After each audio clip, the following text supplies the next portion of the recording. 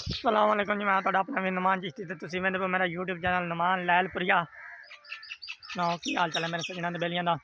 उम्मीद करदा सब ठीक ठाक हो गए। तो अज का व्लॉग करते हैं शुरू। तो अज तारीख हो गई है 12 अगस्त 2025। अज का व्लॉग थोड़ा डिफरेंट है क्योंकि मैं आया जी तहसील कमालिया जिला टोबर टैक्सिंग के छोटे जे पिंड 735 गाबे बुस्सी काठियां दी। इत्थे मैं माहौल वेख्या तो मैं सोचा आपके व्यूअर्स ने शेयर कर लवां कि इतने जंगलात लगे हुए 735 के करीब सरकारी जंगलात का इलाका है। तो उत्थे जंगलात के दरख्त वेखे तो मैंने दिल थोड़ा शौक जहा महसूस होया कि मैं ब्लॉग बना के व्यूअर्स में शेयर कर लवां क्योंकि जिस तरह का अपने पंजाब का मौसम जा रहा है इस वास्ते आपां दरख्त लगाने जरूरी हो गए। तो हर बंदा एक एक दरख्त लगावे तो अपने जोड़ा इलाका ठंडा हो जासी।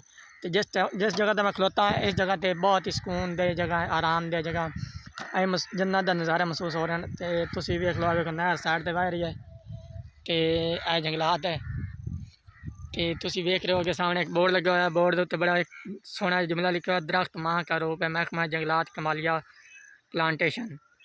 तो जिस तरह के तुहानूं पता है कि दरख्त माह का वाकई एक रूप ने और बाबा फरीद रहमतुल्लाह अलैह दा कलाम है ना, ऐसा नीमा हो फरीदा जैसे होए रुख लोकां नूं देवें छां ते आप जलेंदा धुप। ये आप धुप जाले ने लेकिन थल्ले बैठे हो या लावन दरख्त लगावन वाले कभी गर्म हवा या धुप नहीं लगन देंगे। तो इसलिए दरख्त लगाने चाहिए। दरख्त लगाएंगे लावेंगे तो आप सुकून होएगा, मौसम ठंडा होएगा। तो ना अपन मरी जाना पौंदा ना हैरान कगान जाना पौंदा क्योंकि अक्सर औकात लोग आप गरीब तबका के लोग हैं लेकिन जेडे अमीर तबका के लोग हैं कोठियां कारां वाले वो ज़्यादातर जाते हैं टूर ते नारायण कगान झील साहब अलमलूक हो गया, बाबूसर टॉप हो गया, इो चीज़ का स्वाद जिते ठंड पौंदी है बर्फ पौंदी है। आपां किसी दूसरे इलाके जाने की लोड़ है, जो आप दरख्त ला लेने तो अपना मौसम ठंडा हो जाना है। इसलिए दरख्त लाओ, दरख्त जगह। अल्लाह हाफिज़।